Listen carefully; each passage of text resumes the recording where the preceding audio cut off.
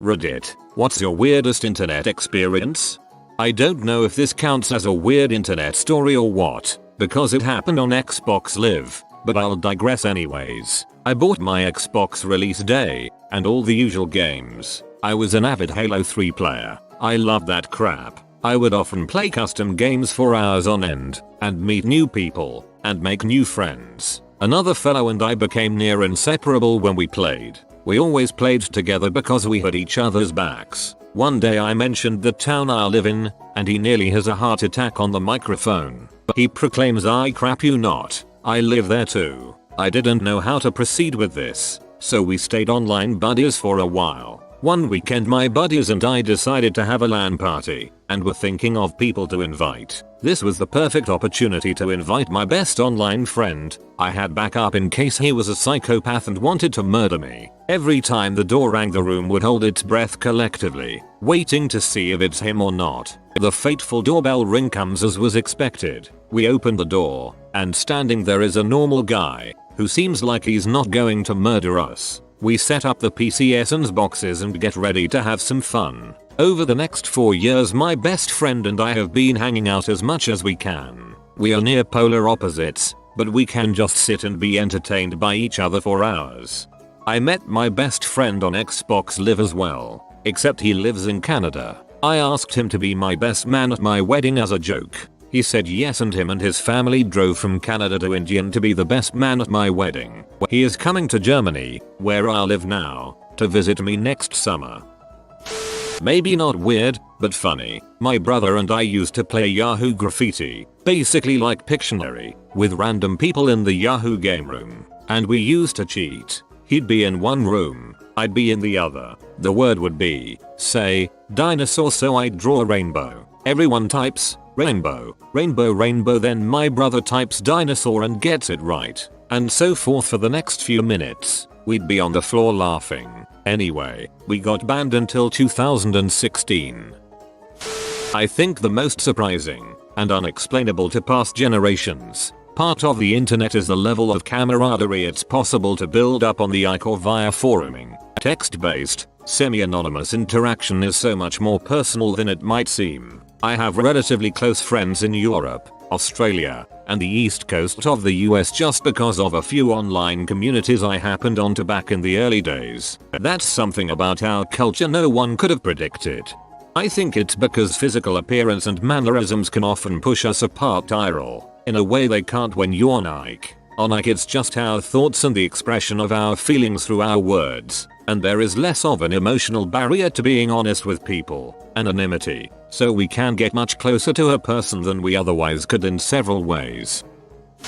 My brother beat Ben Affleck in Warcraft 3, The Frozen Throne. How do I know it was him, you ask? Well, I remember my brother calling me into the room, and he was soloing against a guy named literally Ben Affleck, or Ben Affleck or Ben Affleck, who the frick cares, and my brother's name was Mama Spanks. I was affectionately Dada Spanks, and we were on the top 5 2v2 arranged teams ladder during many ladder seasons. We were good. Maybe you've played us. Inaho, my brotho, my brotho, my brotho, my brotho, my brotho. So the guys like your man you too. Funny thing is no one believes that this is really me, the actor. My brother laughs it off, and I watch him beat him 1v1. He was decent, but not on our level. Literally the next day we were watching G4 TV. I think it was actually Tetched still at the time, since we were still watching it, and they were at some game convention or another. Then they did a quick interview with Ben Affleck, most likely because he seemed out of place,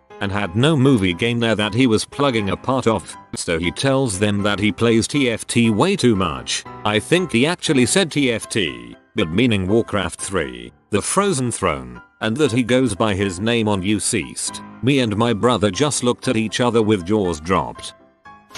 In short, I used to chat on a very localized board which was particular to a certain area of the UK. I considered them friends. Innocent days. One of the people on there was called Habbo and we had a lot in common. After about 18 months of pretty instant chatting I met up with him. He lived about 5 miles from me. He literally lived in a basement and had shelves dedicated to folders containing printouts of our conversation.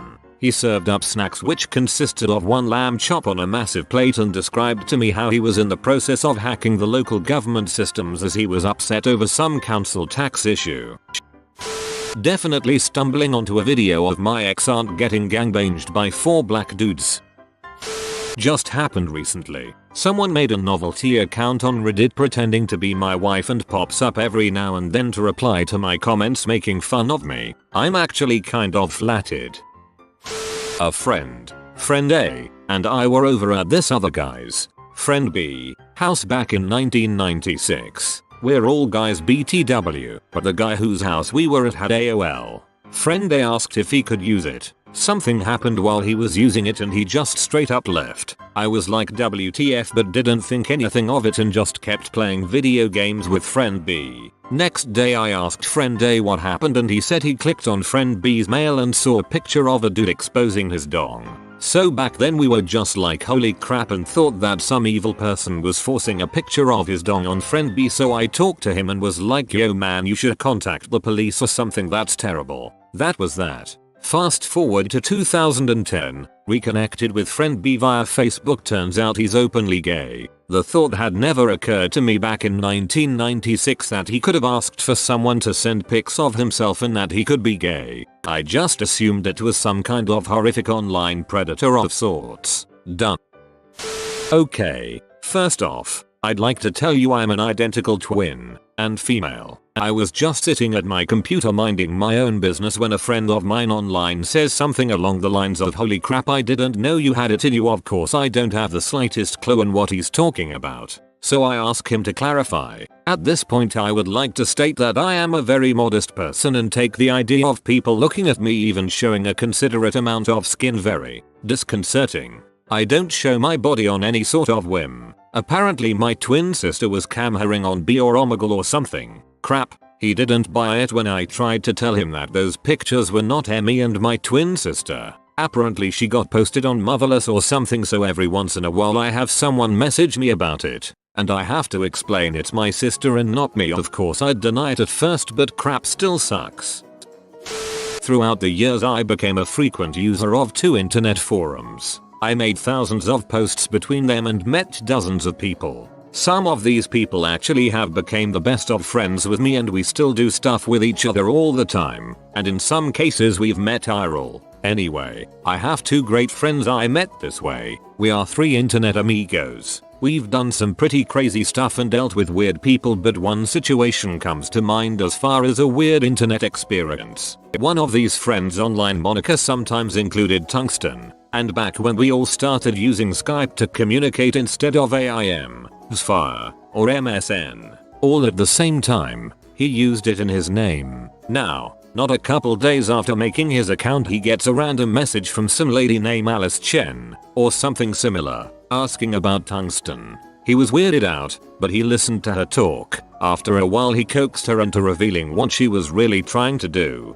get business. She was part of a PR department for some tungsten plant factory business in China, supposedly. He, in response, started to tell her about our company. Again, we've done some weird things over the years. Long story short, we had a PO box somewhere in Pennsylvania for a business named C&D Inc. We actually tried to make the business seem legitimate, and most of all, legal. Technically our little business was completely legal. We used it for weird things sometimes, but it was mostly a joke. Now, however, we found ourselves being solicited for business by a Chinese industrial equipment manufacturer, and they were actually interested in our business. We got so far in the process as to start negotiations. We had meetings over the internet, and we were shown their parts catalog as well as many other things. The problem was when my friend originally started this all, he was completely joking and wasn't being legitimate and called my other friend a doctor. We were trying to shrug that off and pretend that was not the case, but we were worried about legal problems.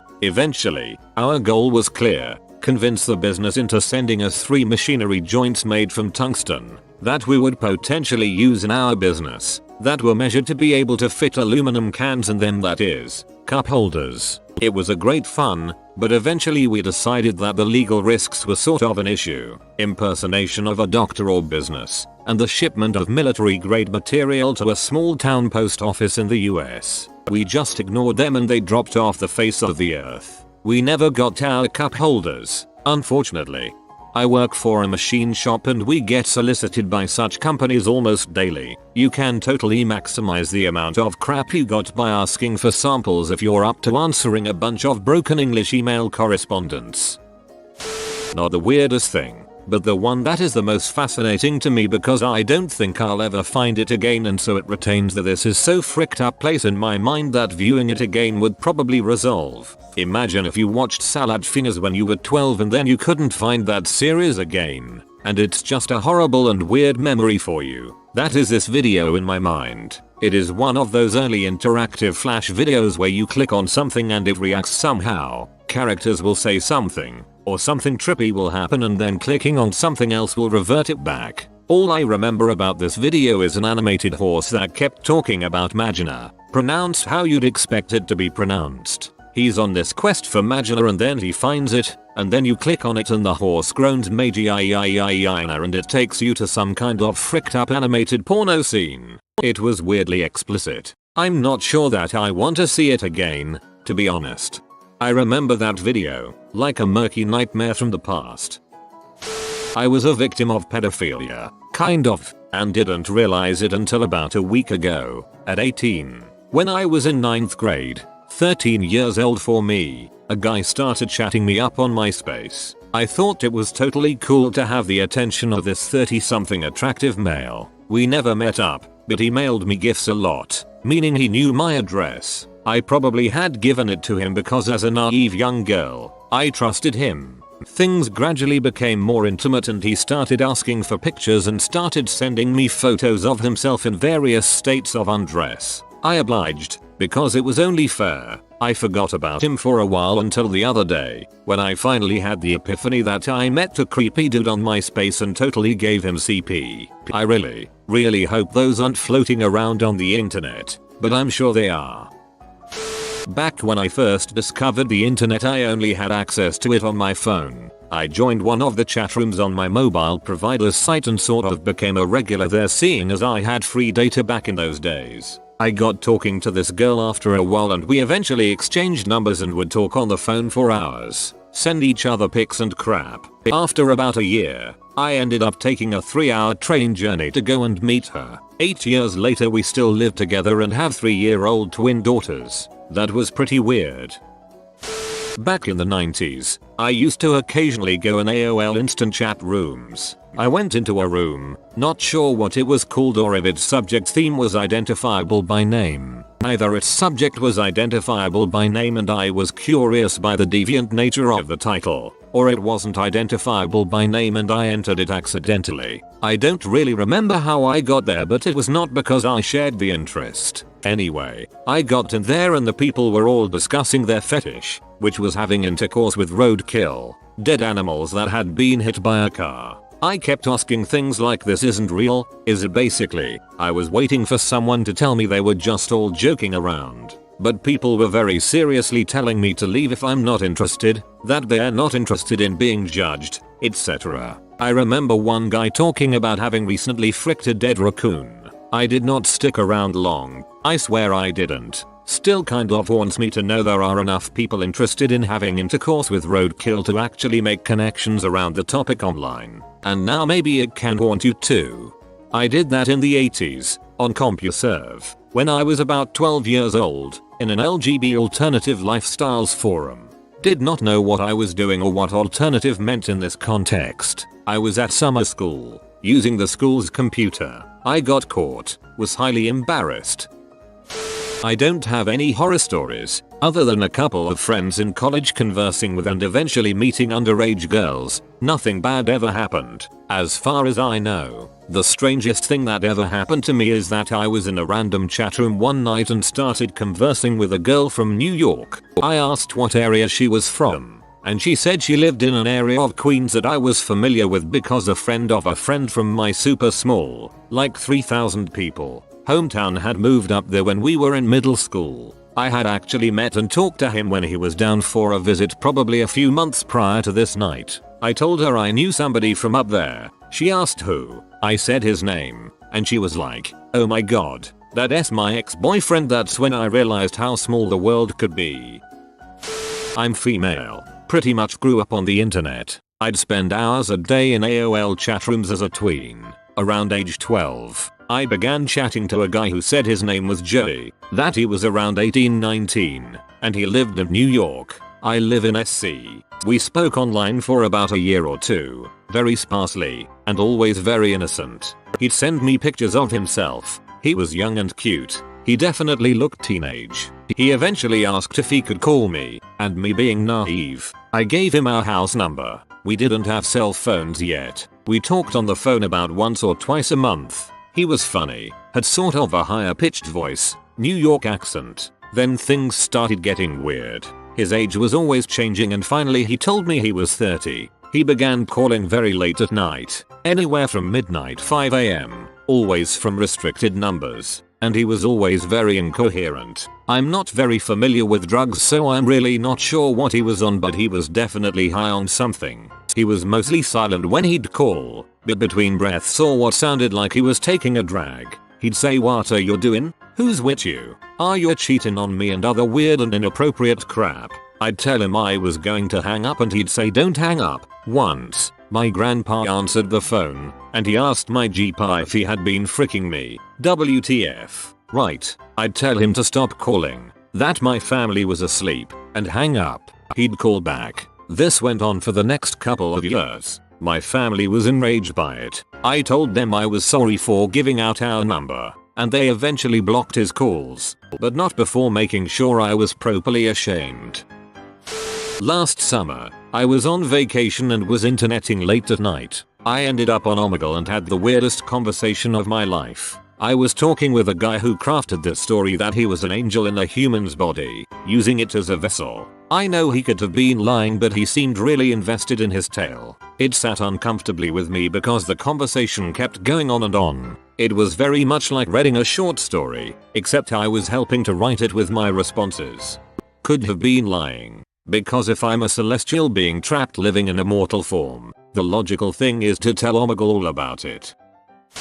Browsing the deep web and stumbling across just massive amounts of CP. It was sorta a shift for me after that. I used to just watch all the disturbing videos you could find and stuff to satiate my curiosity, but after seeing a little girl being forced to suck a grown man's dong, it just doesn't feel like curiosity to me anymore. It just sorta disturbed me to the point where I just stay away as best as I can. Met a stripper on Omegle. Told me she did a few pornos. Found one of them, watched her video and recognized her from a week before. I couldn't reveal my identity though. I was a bad tipper that night. A really bad tipper.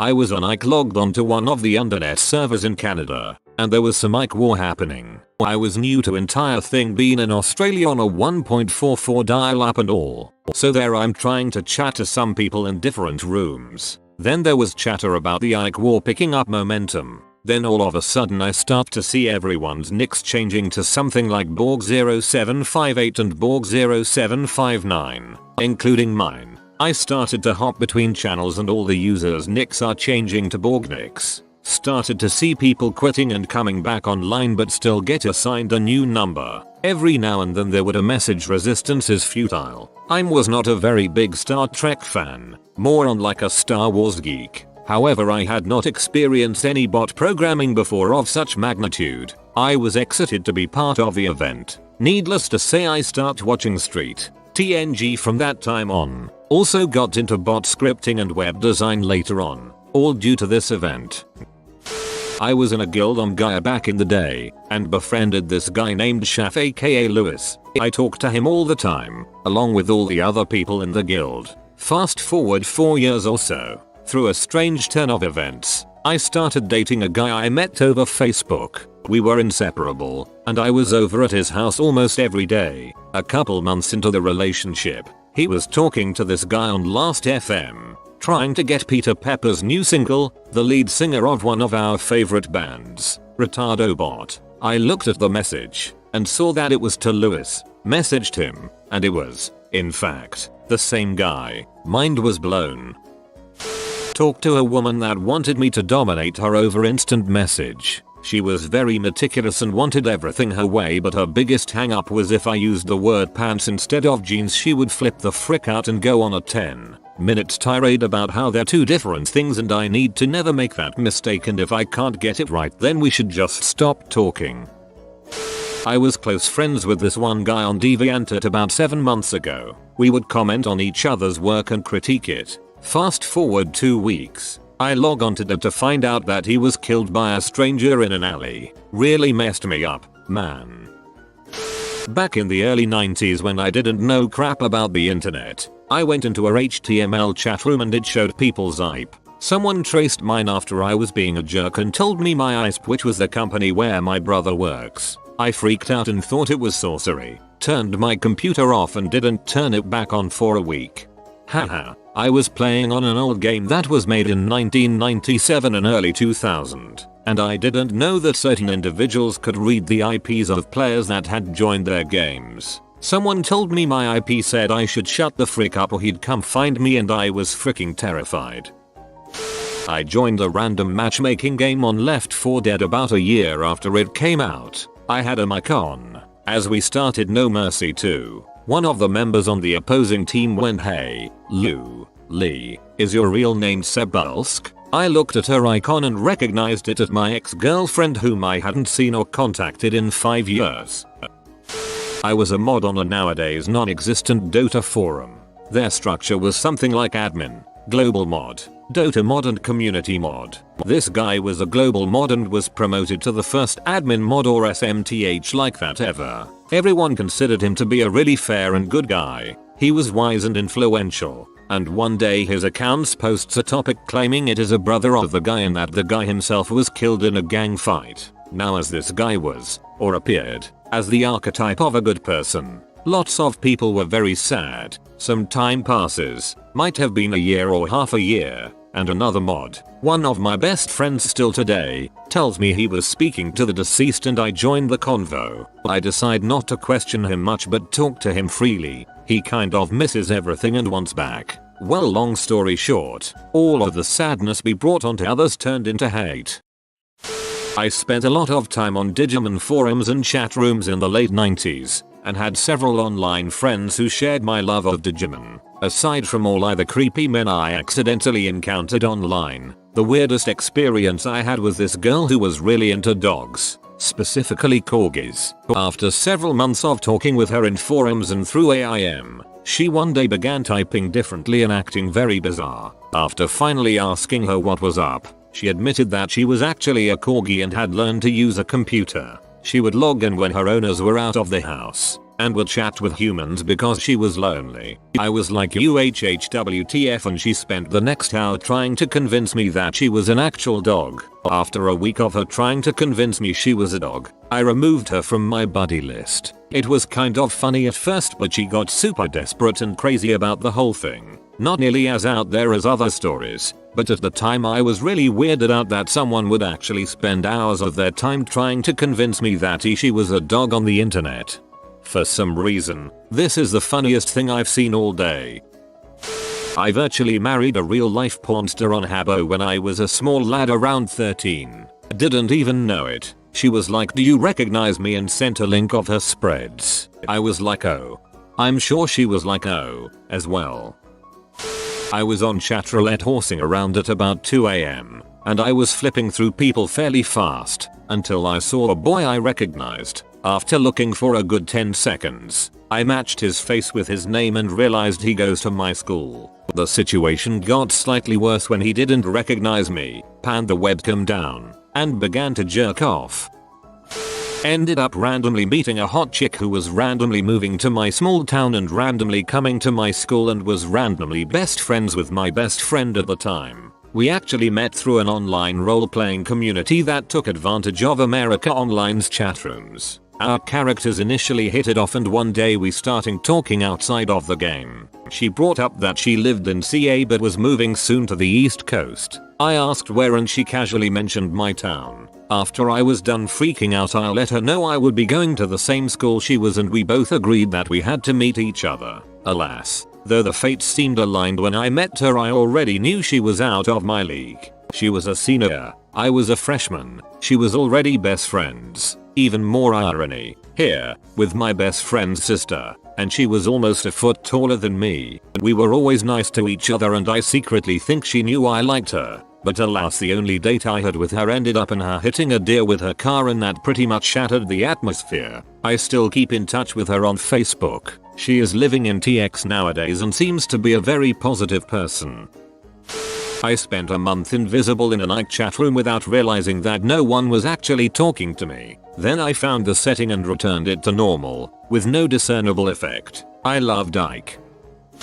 When I was about 12-13ish in 1998, I was dinking around Yahoo Chess and playing random people. I wasn't doing too well, but I was having fun and I attribute the butt kickings to making me the better chess player that I am today. Anyway, some playgirl 20,938 or another random number joins the game. This lady is making incredibly crappy moves, barely playing, but I'm kicking her butt and my profile is gathering wind, so I kept it up. The first game was pretty cordial, all things considered, but it got creepy real fast for the second game. The first game's conversation was more along the lines of I'm 12, I go to school, I like playing chess. Typical 12-year-old banter on my end. She's asking questions like favorite food, you're a bright young man. Just generally nice stuff, but obviously trying to learn more about me. Second game, it was genuinely aggressive. What school did I go to? What's your address? I'd really like to meet you. I'm a nice guy, I promise. The little red warning light started flickering in my head. Something was wrong. This person sucks at chess and wants to keep talking. On top of that, they're being really pushy and I don't want to tell her where I live. I called them out on being a crappy player with I don't think you're even trying to play, and I am not telling you my address. Something to that effect. They logged off shortly afterward as I was typing the question why she was referring to herself as he far too frequently to be a typo.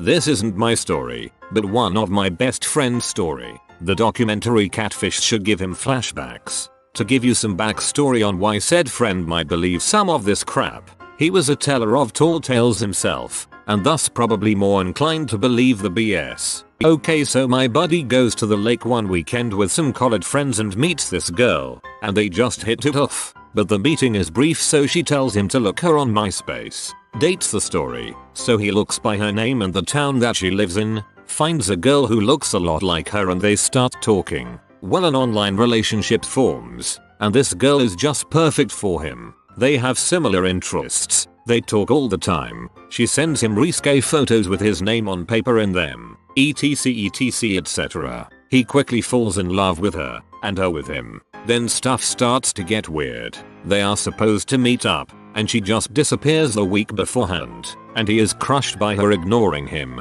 and then she pops back up claiming she has an explanation for everything and will tell him soon. She proceeds to tell him that her family is in witness protection, and that they had to relocate to Australia for their own good. Alright, he kind of swallows this story, and the relationship starts to move on again. It starts to build back up to meeting again, the photos keep coming, etc. They decide after all this drama it is time to meet up. She starts acting weird again, but says again she will explain when they meet up. So my buddy arrives in the part of Texas she claims to be from and waits. Finally a middle-aged woman walks through the door. Turns out from the beginning he had messaged the wrong person. This gal would get her daughter's young friend to take pictures for MySpace and eventually my friend. Pictures in panties actually. She had faked everything. However, she knew they were destined for each other and had decided to have this meeting because they were so in love. My friend is just stunned and revolted. He listens to her story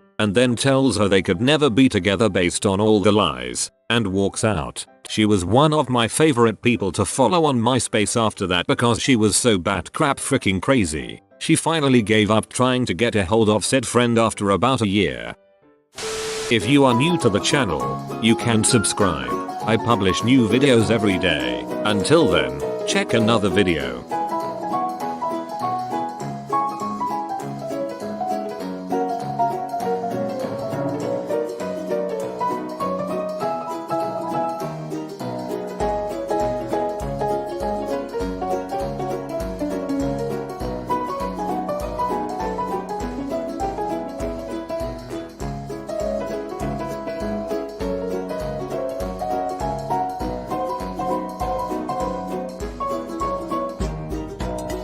Bye for now.